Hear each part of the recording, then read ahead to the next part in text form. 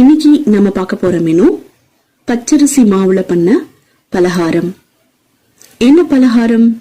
விளவிளையேன்னு இருக்கும், பஞ்சு போல இருக்கும், சாப்பிட ரொம்ப டேஸ்டியா இருக்கும்.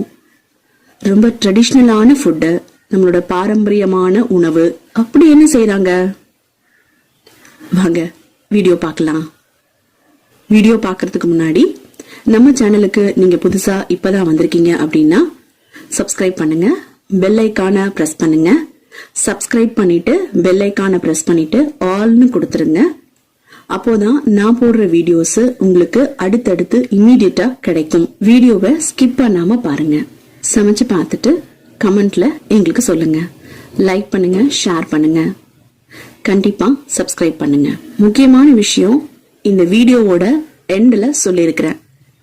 என்ன விஷயங்கிறத வீடியோவோட எண்ட்ல கேட்டு தெரிஞ்சுக்கங்க. வாங்க வீடியோக்குள்ள போலாம்.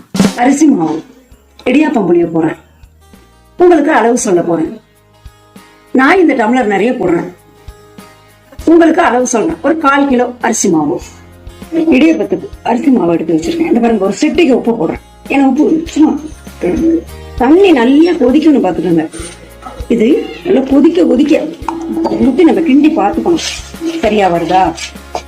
இப்படியும் பச்சரிசி மாவு அவுச்ச மாவு பாத்துக்கோங்க. தண்ணி கேட்கும்படியா ஊத்தணும். இன்னும் கொஞ்சம் ஊத்திக்கலாம். கொஞ்சம் நைஸா தான் இருக்கணும் மாவு. கொழுக்கட்டை மாவு மாதிரி பிசைஞ்சிக்கலாமா? கொழுக்கட்டை மாவு பிணைஞ்சிக்கலாம். இந்த பிணைஞ்சிட்டேன் பாருங்க. மாவு 1/4 கிலோ தான் மாவு. இது அவிச்ச மாவு. மாவு கொஞ்சம் அதிகமாகும். வறுத்த மாவுனா அப்படி இல்லை, இது அவிச்ச மாவு கொஞ்சம் ஜாஸ்தி காட்டும். அதனால ஒரு 1/2 லிட்டர் தண்ணி நல்லா கொதிக்க வச்சுக்கணும். இன்னொன்னு சொல்றேன், தண்ணி போதல, கொதிக்கிற தண்ணி போதாம இன்னொரு தடவை தண்ணி சுட வச்சு ஊத்துனோம்னா கட்டி கட்டி ஆயிடும். இடியாப்பம் புளிய வராது.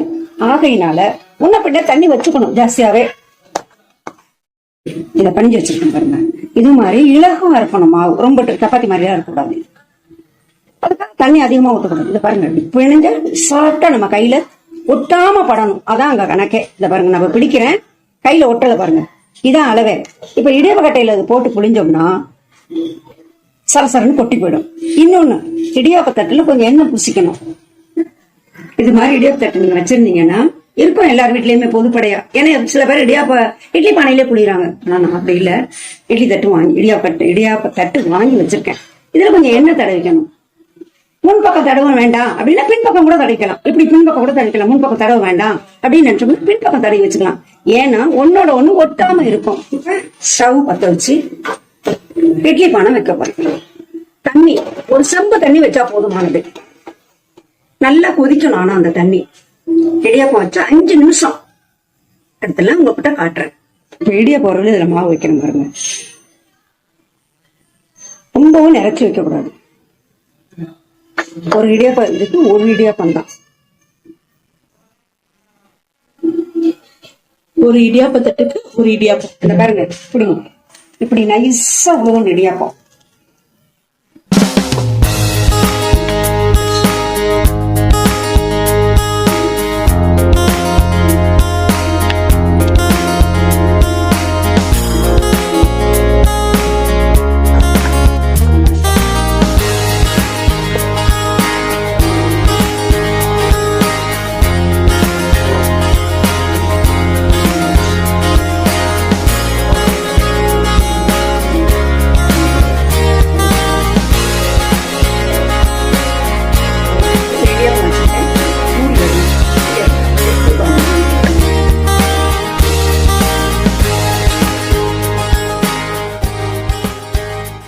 இடியாப்பம் புளியறதுக்கு உங்களுக்கு தேவையான பொருள் சொல்ல போறேன். 1 கிலோ பச்சரிசி, அது ரேஷன் அரிசியா இருந்தாலும் சரி, இல்லை நம்ம வெளியில வாங்கின அரிசியா இருந்தாலும் சரி, நல்லா கழுவிட்டு ஒரு 2 மணி நேரம் பச்சரிசி தானே அது ஊறினா போதும். நல்லா வடிச்சுட்டு வெயில்ல காய வைக்கணும். ஒரு 3-4 மணி நேரம் காய்ஞ்ச முறைப்படி அரிசி மாதிரியே ஆயிடும். மிஷின்ல கொண்டு போய் அரைச்சிட்டு வர்றது பழக்கம் எனக்கு இல்ல. மிஷின் இல்ல, நாங்க மிக்சியில தான் அரைச்சுக்கோனா அது உங்க சௌத்தியம் தான். ஆனா அரைச்சுக்கிட்டு வந்த மாவை இட்லி பானையில புட்டு மாதிரி வேக வைக்கணும்.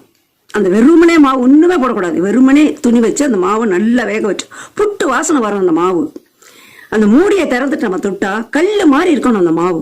கை சொதக்கணும், உள்ள போகக்கூடாது, கல் மாதிரி இருக்கணும். அப்போ மாவு வெந்துட்டு புட்டு வாசனை தான் வரும். அந்த மாவு ஸ்டவ் ஆஃப் பண்ணிட்டு மாவை சுத்தரவா காய வச்சு ஃபேன் காத்துலையோ இல்லை சாதாரணமாக காய வச்சு நல்லா சலிச்சு எடுத்துடணும். சலிச்சு எடுத்துட்டு இப்போ இடியாப்பத்துக்கு சொல்கிறேன். ஒரு 1/4 கிலோ மாவு எடுத்துக்கிட்டீங்கன்னு வச்சுக்கோங்க. தண்ணி நல்லா கொதிக்க வைக்கணும். 1 சொம்பு தண்ணிங்கிறதுல 1.5 சொம்பு தண்ணி கூட சுட வச்சுக்கலாம். ஏன்னா இடியாப்பத்துக்கு மாவு போடாம விட்டுட்டு சரி இன்னொரு தடவை சுட வைக்கணும். இது கட்டி கட்டி ஆயிடும், இலகுவா புளிய வராது. ஆகையினால தண்ணி பின்னையும் வச்சுக்கணும், தப்பு இல்லை.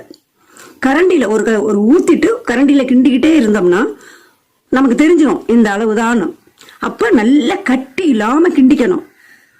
மாவு ரொம்ப நைஸா இருக்கும் பாருங்க. அவுச்ச மாவு இல்லைங்களா, துளி உப்பு போட்டுக்கணும். அது சொல்ல விட்டுட்டேன், துளி உப்பு போட்டுக்கணும். நல்லா கிண்டிட்டு இப்படி தொட்டு மாவு நைஸா ஆயிடும். நமக்கு தெரியும் இது இடியாப்பம் முடிஞ்சா இலகுவான, எல்லாருக்கும் தெரியாதது இல்லை, தெரிஞ்சதுதான். நல்லா இலகுவா இப்படி தொட்டோம்னா ஒட்டவே கூடாது நம்ம கையில. அப்புறம் நான் இடியாப்ப தட்டு வச்சிருக்கேன். சில பேர் இட்லி பானையிலேயே பண்றாங்க. அது இருந்தாலும் நான் பண்ணிக்கிறேன். நாங்க இல்லைன்னா நீங்க இட்லி பானையிலேயே கூட எண்ணெய் தடவிட்டு புளிஞ்சோம்னா ஒட்டாம கீழே கொட்டினீங்கன்னா புளியாம கொட்டும். அதே மாதிரி இடியாப்ப தட்டுல கூட முன்பக்கம் எண்ணெய் பூசலன்னா பின்பக்கம் நம்ம தோசைகள்ல துணி தடவுறோம் பார்த்தீங்களா, அதை தொழினா அந்த இடியாப்பம் அதுல ஒட்டாது, போட்டுக்கலாம். அப்புறம் அந்த தட்டை நல்ல மாவு நம்ம தேவை முடிஞ்சதுக்கு அப்புறமா நல்லா இது பண்ணி இடியாப்பம்லாம் எடுத்துட்டு ஃபேன் காத்துல தான் காய போடணும். ஓயாம தண்ணியில போட்டோம்னா சலசலன்னு ஆயிடும். நம்ம தேவைக்கு ஏற்ப அது நல்லா இருக்காது. அதுக்கப்புறம் எடுத்து வச்சுக்கலாம்.